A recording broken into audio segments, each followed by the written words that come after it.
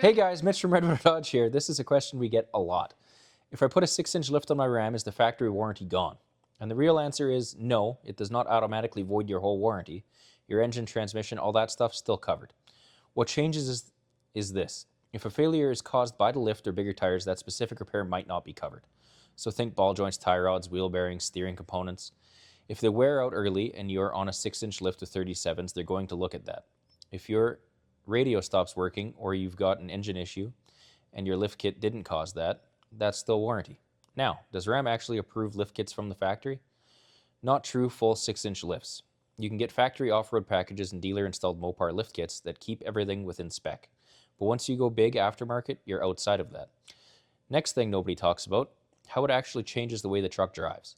You've raised the center of gravity, your steering angles are different, braking distances are longer because of the tire weight, and if this is not aligned properly, it'll wander all over the highway.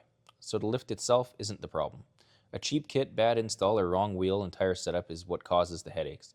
Bottom line, you can lift your truck and keep your warranty. You just have to understand that parts you're putting on cause more stress. If you have any questions, give us a call at 780-942-3629 and we'll do our best to help you out.